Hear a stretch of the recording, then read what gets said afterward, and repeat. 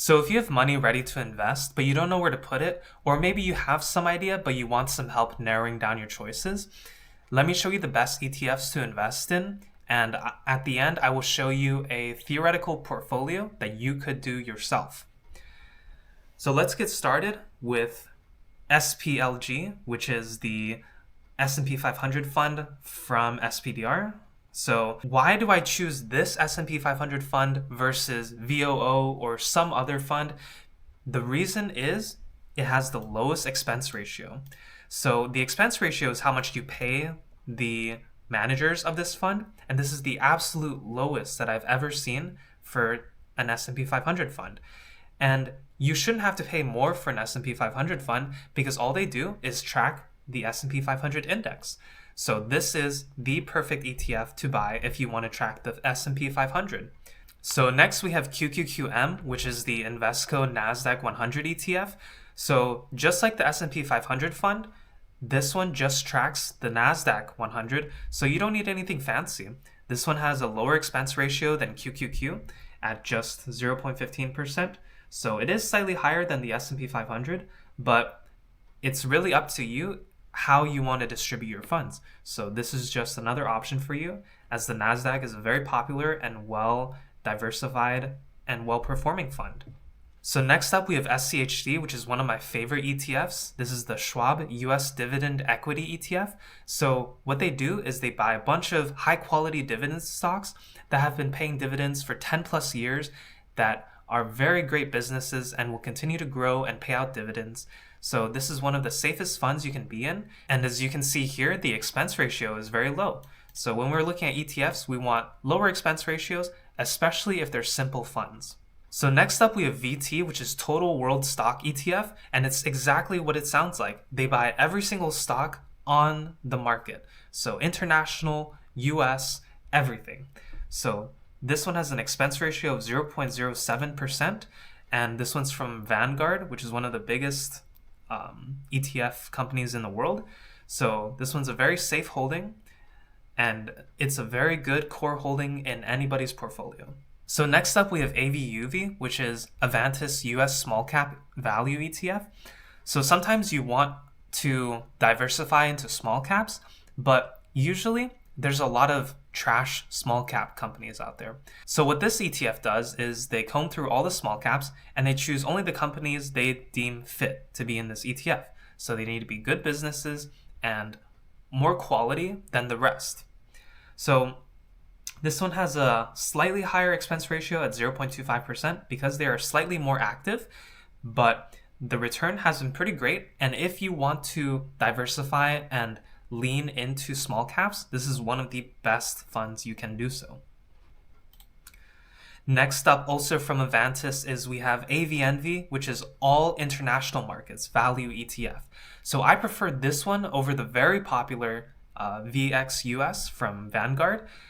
So what VXUS does is they just buy all the stocks in the international market. So there's a lot of companies that aren't very great, they're not growing, they're not great businesses to own. But what AVNV does is they do the same thing as AVUV. They comb through all the companies and they only pick the quality ones. So this one, if international were to outperform, I believe this one will lead above VXUS. So this one does have a slightly higher expense ratio, but usually buying international funds, you do have a slightly higher expense ratio because there are taxes to worry about and it's a little bit more active. So next up we have JEPI and JEPQ from JPMorgan. These are actively managed covered call ETFs and they use ELNs. So what they do is their objective is to generate income for you. So they have a much higher yield. JEPQ has about a 10% yield and JEPI has about a 7% yield. So these ETFs are perfect if you want some income in your portfolio that you can use to do whatever you want with, whether you want to spend it or you want to reinvest it, which is what I do.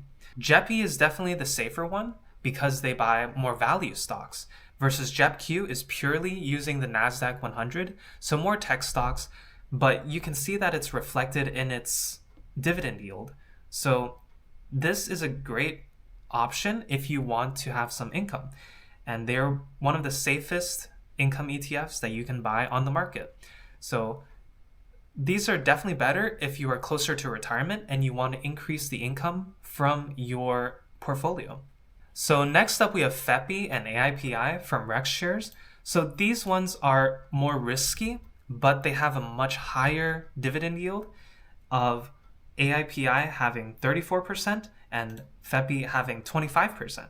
So these ones are definitely more risky, but they do give you that really high income. And the way they do it is purely by selling covered calls.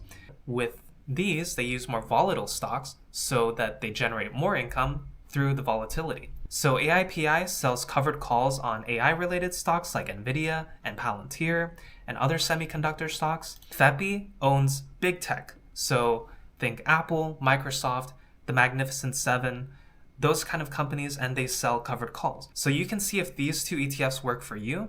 I personally use the funds to reinvest into my other holdings. And through my research of these income-producing ETFs, FEPI and AIPI are one of the safest high-yielding ones. So I don't touch the ETFs from YieldMax because they suffer greatly from NAV erosion. So what that means is over time, you're getting paid your dividend, but your share price is decreasing very dramatically. So that's the case in most of the YieldMax funds. So in my opinion, if you want income, definitely go with the safer options. Go with JEPI, JEPQ. And if you want to try out FEPI and AIPI, definitely do some research on these and see if they fit into your own personal portfolio. All right, so here I have a theoretical portfolio that you could follow, or you can rearrange it yourself, right? So let's look at how we have it distributed. Let's say you have $1,000. So you could put $190 into SPLG, $190 into QQQM, and $190 into SCHD. And this is going to give you a very strong core portfolio that you can count on to perform. So these are all low expense ratios and they serve different functions. So these are going to be very good holdings in your portfolio.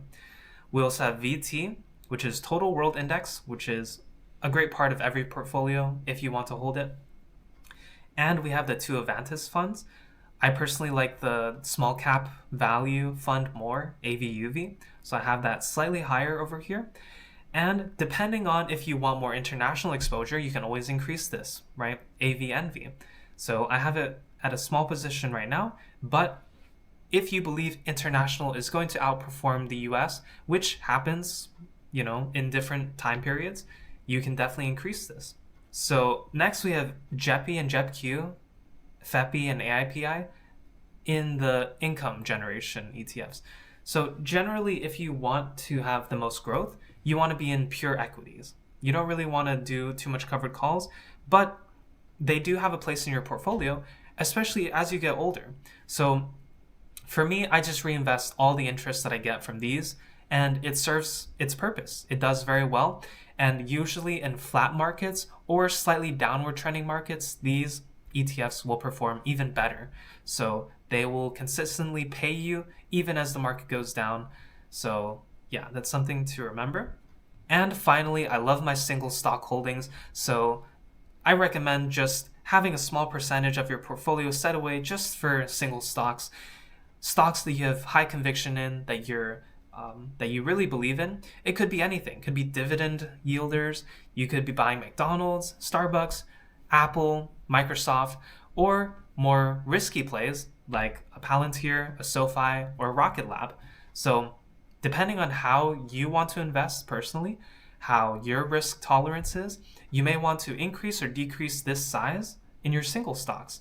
So obviously you don't have to follow this 100% of the way, but this is a good idea for you to have and build your own portfolio.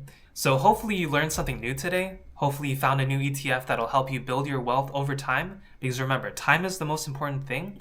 If you have extra income, just set it aside a little bit at a time and dollar cost average into the market. So picking these quality funds is so important, and hopefully you're able to build out your portfolio and succeed. So thank you so much for watching. Please like and subscribe. I'll see you guys next time. Bye.